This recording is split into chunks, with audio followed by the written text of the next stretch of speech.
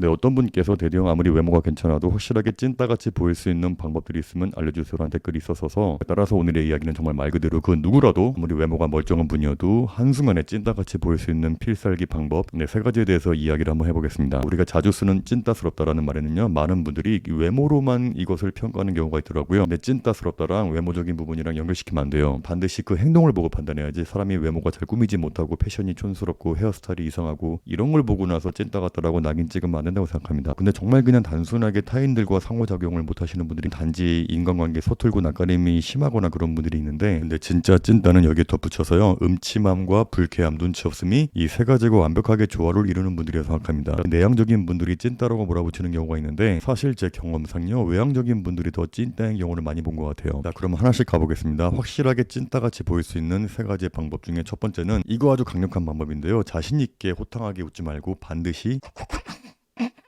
키득키득거리세요. 그러니까 찐따들의 가장 두드러지는 특징은 바로 음침함인데요. 혼자 막 크크크 키득키득거리면서 웃는다는 건요, 이 음침함을 더더욱 두드러지게 보여줄 수 있는 좋은 방법입니다. 네, 이러한 행동이 사람들에게 불쾌감과 찐따 같다라는 인상을 주는 이유는요, 그 주변 사람들과 같은 공간을 공유하고 있으면서도 혼자만의 세계에 갇혀서 타인에 대한 최소한의 존중이나 배려 따위는 개나 줘버렸기 때문입니다. 이 사회적인 지능과 눈치가 완전히 닫혀있는 상태를 보여주는 행동인데요, 제가 2년 전인가 한 대학교에서 100명의 학생 앞에서 강연한 적이 있었어요. 그러니까 전부 20대 초반의 친구들이기 때문에 제가 20대 초반에 미국에 가서 고생했던 그런 이야기를 하고 있었는데 분위기가 되게 좋았어요. 제가 말만 하면 빵빵 터지고 진지한 이야기를 하면 또 다 진지하게 듣는 그런 분위기였는데, 근데 한쪽 구석에 앉은 2명의 학생이 계속 눈에 거슬리는 거야. 다들 웃고 있으면 같이 웃고 있든가, 안 웃으면 그냥 가만히 있든가 하면 되는데, 강연을 해보신 분들은 공감하시겠지만 이렇게 청중들 위해서 단상에 올라가면 사람들이 작게 하는 이야기도 되게 잘 들려요. 근데 유독 두 학생이 내가 무슨 말만 하면은 아닌데?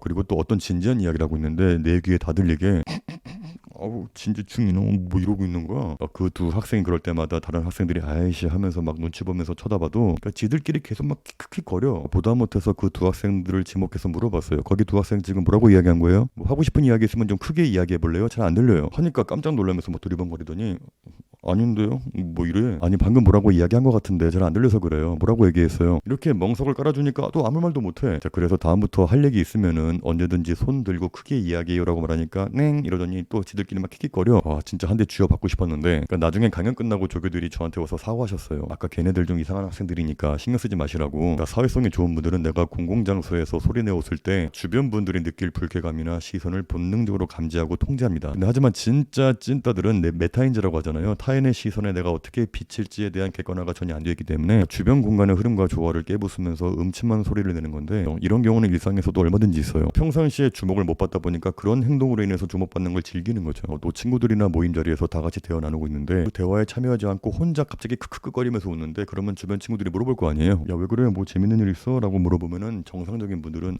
미안, 내가 갑자기 어떤 생각이 나서 아니면 어떤 재밌는 걸 봐서 라면서 뭐 때문에 웃었는지 설명해 주는데, 내 찐따 애들은 제대로 설명해주지도 않으면서 아니야 아니야 이러면서 묘한 불쾌감과 이질감을 줍니다. 그러니까 이런 분들은 현실 속의 사람들과 소통할 에너지는 없으면서 스마트폰 넘어서 방구석 구석에 있는 가상의 세계에서 온 영혼을 빼앗겨 있는 상태인데, 주변 사람들을 불쾌하게 만드는지도 모르는 채 자기가 세상에서 가장 유쾌한 줄 아는 사람인 척하는 비극. 따라서 진정한 찐따 취급을 받고 싶다면 반드시 다른 사람들이 많은 자리에서 갑자기 생뚱맞게 크크크거리면서 키득키득거리시길 바라겠습니다. 자, 그리고 두 번째는 내가 조금이라도 아는 게 나오면요, 무조건 아무도 안 물어봐도 꼭 아는 척 하세요. 그러니까 이러한 기질은 심리학에도 나와 있어요. 결국 어디에서도 환영받지 못하고 인정받지 못한 내가 그나마 아는 지식을 통해서 보상받으려는 심리라고 합니다. 최근에 어떤 연애 프로그램에서 본 적이 있는데, 어떤 남자분이 자기소개하기 위해서 앞에 나와서 요즘에 자기가 영어 공부를 하고 있다는 이야기를 하고 있는데, 그러니까 저기 뒤에 앉아있던 어떤 남자분이 갑자기 손들면서 지금 영어 공부하신다니까 제가 영어로 질문 좀 해볼게요 라고 하더니 생뚱맞게 대뜸 그냥 영어로 막 길게 질문해버려요. 그러니까 나와서 자기소개하는 그 남자분도 벙찌고 다른 분들도 다 같이 벙찌는 그런 상황이 생기는데, 그 영어로 질문한 남자는 아무 상관이 없어요. 표정이 굉장히 뿌듯하고 나 완전 영어 잘하는 유학파 출신 그런 느낌 있죠. 그분은 외모를 떠나서 영국에 유학 가서 실제로 거기에 있는 대학을 나왔고 집안도 여유가 있는 집안이겠죠. 근데 하지만 그럼에도 불구하고 이렇게 눈치 없이 아무도 안 물어봤는데 끼어들어서 아는 척하고 그 모든 분들을 짜증나게 하니까 그때부터 본격적으로 찐따 취급을 받기 시작합니다. 따라서 여러분들도 꼭 그런 취급을 받고 싶다면요, 사람들이 많은 자리일수록 좋아요. 자기가 깊게 하는 것도 아니고 아주 조금이라도 본인의 지식을 자랑할 수 있는 기회가 생긴다면 주저 말고 바로 아는 척을 해주시길 바라겠습니다. 그 맹자는 인간의 가장 추악하고 놓치기 힘든 본성 중에 하나가 아무도 안 물어봤는데 가르치려 들고 훈수 두면서 우월감을 느끼려는 태도라고 꼬집었습니다. 임계환, 제호, 위인사. 사람들의 고질병 중에 하나가 바로 남의 스승이 되기를 좋아한다는 뜻인데 맹자가 살던 2500년 전에도 자신이 아는 것을 늘어놓으면서 그러니까 상대방보다 높은 위치, 스승의 위치에 서려고 발버둥 치던 찐따가 있었으니까 이런 말도 나왔겠죠. 이렇게 아는 척 말고도 비슷한 버전으로 초치기도 있는데요. 그러니까 누가 뭔가를 한다고 했을 때 혹은 어떤 것에 도전한다고 했을 때 그러니까 이것을 자기가 조금이라도 해본 경험이 있다면요 바로 초를 치면 됩니다. 예전에 영상에서 한번 했던 이야기인데 카페에서 작업하고 있을 때 직접 본 경험이 있어요. 한 7, 8명이 모인 자리였는데 어떤 여자분께서 얘들아 나 사실 저번 달부터 유튜브 시작해 보려고 카메라도 사고 조명도 샀어. 퇴근하고 나서 영상 편집도 공부 중이야 라고 그런 이야기하고 있는데 다들 와 대단하다 멋지다 그래 꼭 도전해봐 퇴근하고 피곤할 텐데 대단하다 그러고 있는데 어떤 멀쩡하게 생긴 남자분이 다리를 꼬고 소파에 팔을 걸고 피식 비웃으면서 야 유튜브 하지마 내가 해봤어 그거 아무나 안 돼 이제 완전 레드오션이라 절대 안 돼 그러는 거야. 너 구독자 몇 명이었는데 하니까 야 나 3,000명까지 모아봤어 수익 창출했어. 야 근데 내가 왜 3,000명 포기하고 나서 왜 그만뒀는지 알아? 라면서 자연스럽게 아무도 안 물어봤는데 내가 무슨 영상을 찍었고 알고리즘이 어떻게 작동되고 구글에서 어떤 정책들이 있고 야 유명 연예인들도 안 되는 게 유튜브인데 우리 같은 일반인들 절대 안 돼 이제 막 이런 이야기를 하는데 주변 친구들 표정 보니까 다들 듣기 싫어하는 것 같은데도 그러니까 외모가 멀쩡한 분인데도 진짜 찐따같이 보이는 강력한 효과가 있는 자 그래서 사람 많은 곳에서 꼭 조금이라도 아는 게 나오거나 내가 해본 주제가 나온다면 그러니까 상대방의 반응에는 절대 신경 쓰지 말고 꿋꿋하게 끼어들어서 그러니까 주변 분들이 지루해하든 말든 끝까지 이야기를 이어나가시길 바라겠습니다. 세 번째는 조금만 가까워졌다고 생각하면요 필터 없이 훅 들어가세요. 찐따의 필수 조건이 음침함과 불쾌함, 눈치 없음을 동시에 만족시킬 수 있는 최고의 행동이 아닐까 생각합니다. 그러니까 내가 예의상 웃어주고 커피 한 잔 마셨다고 해서 갑자기 내 연봉을 묻고 내 연애사에 참견하고 아무도 안 물어보고 아무도 안 궁금해하는 자신만의 인생의 구질구질한 TMI를 막 쏟아내는 분들이 있죠. 근데 하다가 상대방이 기분 나빠서 정색하면 뒤에 가서 와 저 사람 뭐냐 왜 이렇게 거만해라면서 뒷담화를 합니다. 제가 예전에는 감독님들께서 저에게 고민 상담 이메일을 보내거나 DM 보내면 진짜 정성스럽게 길게 해서 다 답변 드렸어요. 모두 답변을 해드렸는데 이젠 안 하는 이유가 대부분의 분들은 처음에 나 고맙다고 하세요. 이렇게 답장 주신 거에 대해서 감사하다 큰 도움 되었다. 근데 며칠 뒤에 이만큼의 장문의 질문글을 또 보내요. 근데 이게 이메일이라고 해도 누가 고민 상담글을 보내오면요 이걸 읽고 나서 생각하고 답하는데 짧으면 30분에서 한 1시간 정도 걸린단 말이에요. 시간이 안 돼서 답장을 안 하는 경우가 있잖아요. 그러면 실망이다 변했다 그런 글을 보내고 심지어 제가 출연했던 다른 유튜브 채널의 댓글에 제 욕을 해요. 이 사람 한참 고민 상담해주다가 채널 커지니까 이제 쌩 깐다고 막 예전에 선능력 쪽에서 작은 작업실 하고 있을 때였는데 그 어떤 분께서 죽을 만큼 힘든 일이 있다고 진짜 절 만나고 싶다는 분이 계셔서 한번 작업실로 초대해서 직접 만나서 2-3시간을 그냥 인생 상담해드린 적이 있었는데 당연히 돈도 안 받았고요. 그분이 정말 고맙다고 하고 헤어지고 나서 일주일 뒤인가 밤에 혼자서 막 작업하고 있었는데 누가 문을 이렇게 막 두들겨요. 그러니까 누구지 하고 문 열어보니까 그 사람인 거야. 그러니까 어쩐 일이냐니까 지나가다 보니까 불 켜져 있길래 이야기 좀 하고 싶다고 해서 들어왔다는 거야. 그때 제가 조금 진지하게 이야기를 했어요. 이렇게 불쑥 말도 없이 찾아오시는 건 실례다. 그 썩은 표정으로 예 알겠습니다 하고 돌아가더니 카톡으로 이만큼의 장문의 글을 보낸 거야. 반말로. 야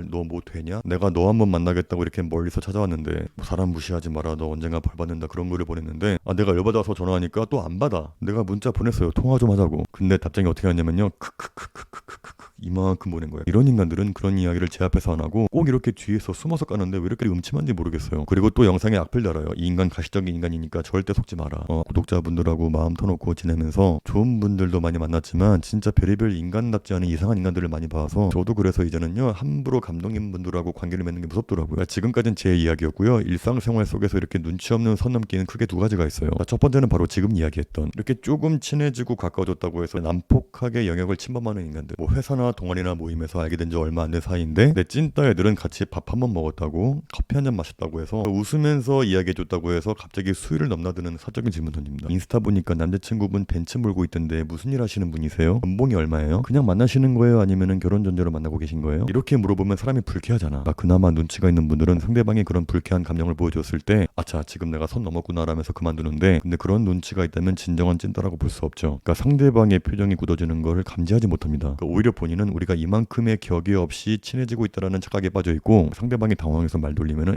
요즘 시대에 뭘 그런 걸 숨겨요라고 하면서 상대방을 속 좁은 인간으로 몰아가든가 불쾌함을 표시하면 이상한 인간이라면서 뒤에 가서 뒷담화하면서 또라이로 몰아갑니다. 그러니까 자기가 먼저 불쾌감을 조성한 건 절대 몰라요. 네 그리고 비슷한 걸로 두 번째는요 안물안굼의 극치인 사소한 호의의 인생 썰풀기도 있습니다. 그러니까 상대방은 그저 형식적인 인사나 스몰 토크로 툭 던진 인사말인데 혼자 급발진해서 자기 인생의 어두운 단면이나 TMI를 막 쏟아내요. 요즘 어때요? 잘 지내시죠? 아니에요. 요즘 저 진짜 죽을 맛이에요. 아, 왜 그래요? 무슨 일 있어요? 아, 제 말 좀 들어보세요. 우리 회사 부장님이 있는데 얼마 전에 프로젝트 준비할 때 내가 밤새 준비했는데 그건 생각 안 하고 미팅 시간에 다른 직원들 다 있는데 개망신 주면서 막 갈구는데 아, 진짜 저 어떻게 하면 좋아요?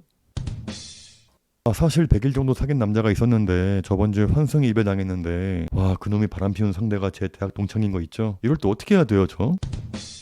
그 인간관계 거리는 상호 신뢰의 깊이에 따라서 서서히 좁혀져야 되거든요. 근데 이들은 상대방이 감당할 수 없는 감정의 쓰레기통을 강제로 들이밀면서 상대방으로 하여금 어설프고 관심도 없고 영혼도 없는 위로를 강요하게 만듭니다. 이거 상대방의 입장에선 진짜 스트레스거든요. 이 논어의 붕우삭 스소이란 말이 있는데요. 친구 사이에 너무 자주 딱 붙어서 선 넘고 질적거리면요, 결국 반드시 손절당한다는 뜻입니다. 이게 큰 문제가 더 나아가면요, 범죄까지 갈 수가 있어요. 이렇게 음침하고 눈치가 없고 불쾌감을 주는 찐따들은 상대방의 작은 호의에 이것에 큰 의미를 부여해서 자기를 좋아하는 줄 알고 막 들이대는 경우도 있어요. 카페 알바생이 자기한테 웃으면서 친절하게 대해줬다고 자기를 특별하게 생각한다는 착각에 빠져서 깜빡이도 없이 막 들이대거나 고백 공격하든가. 근데 그 여자분께서 남자친구가 있다고 하면은 막 혼자 분노해서 막 날뛰어요. 또 어떤 여자분이 학교에서 눈 마주칠 때마다 환하게 웃어준다고 자기한테 꼬리친다고 혼자 착각해서 막 들이대고 가까이 붙으려고 하니까, 근데 그 여자분이 갑자기 선 긋고 안 웃어주면서 차갑게 대하니까, 근데 그 찐따들은 자기한테 꼬리치고 웃어줄 때는 언제고 갑자기 나한테 그러니까 뒷담화로 다른 사람들한테 그 여자 해픈 여자라고 막 이상한 소문까지 퍼뜨리고 스토커짓까지 하는 놈들이 있습니다. 제가 지금까지 약간의 반어법으로 찐따같이 보이는 방법들에 대해서 가볍게 이야기했지만,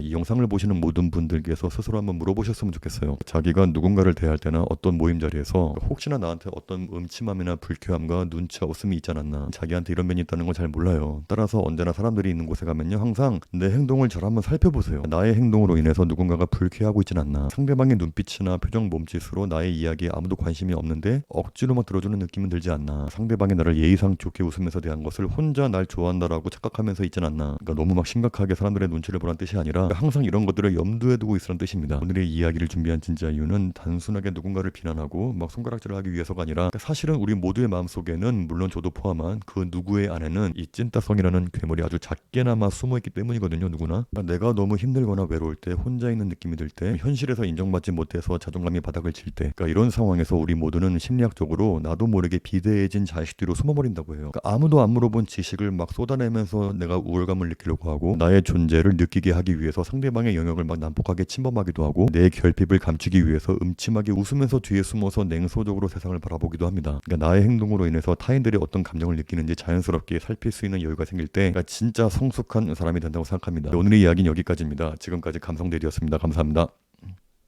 제 채널이 고민 상담 컨텐츠라서 유튜브 댓글, 이메일 DM으로 하루에도 많게는 수십 개씩 오고 있는데, 근데 문제는 제가 고민 상담 요청글들을 일일이 확인하고 하나하나 답변 드리기가 너무 어렵거든요. 그래서 이번에 커넥티와 협업해서 제가 지난 수년간 올렸던 수천 개 유튜브 영상, 제가 집필한 모든 책, 그리고 전국 강연장에서 여러분들과 나누었던 모든 강연 대본까지 단 한 개도 빠짐없이 전부 AI에게 학습을 시켰습니다. 실제로 테스트를 해본 결과 정말 깜짝 놀랄 정도로 정교하고 정말 제가 했던 이야기를 토대로 상담을 해주는데, 이 사람의 뇌는 한계가 있어서 이전에는 제가 바로 그 자리에서 생각나는 대로 상담을 해드렸다면, 근데 이제는 이 모든 걸 학습한 저의 뇌를 풀가동해서 상담을 해드리는 거라 보다 더 디테일하게 전문성 있게 상담이 가능해졌어요. 처음에 고민 상담 시작할 때 무료로 5,000 크레딧을 지급해드리니까요, 부담 없이 들어오셔서 한 번씩 사용해 보시길 바라겠고요. 여러분들의 모든 질문은 제가 항상 모니터링하면서 혹시나 답변이 부족할 시에 제가 직접 개입해서 답변 드리겠습니다. 링크는 제가 고정 댓글에 남겨놓겠습니다. 제가 봐도 기가 막히니까요, 많은 관심 부탁드릴게요. 감사합니다.